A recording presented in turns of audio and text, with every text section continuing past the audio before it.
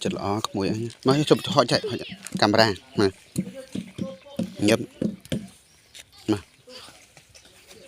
con xe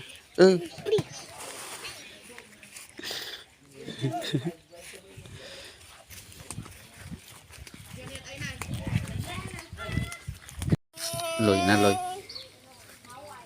lùi rồi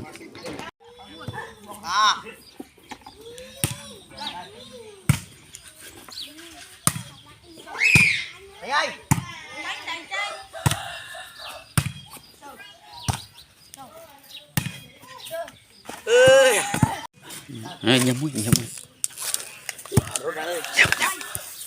tắt cái này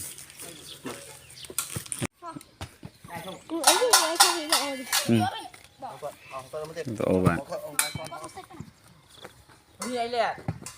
lên cái chai không châu chụp vô mau như thế buôn con trai rồi không châu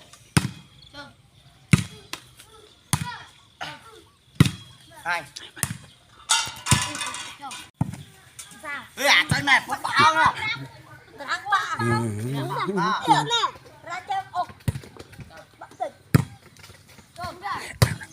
không không bắt chứ nha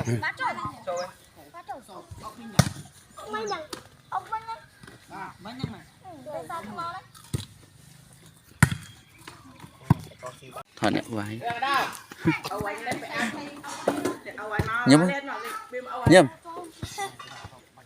nè mơ nè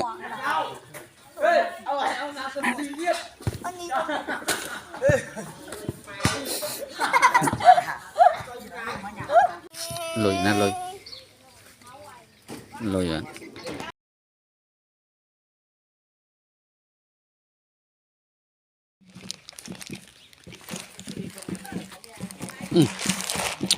chật ló có mùi mới chụp họ chạy camera mà nhấp mà con xe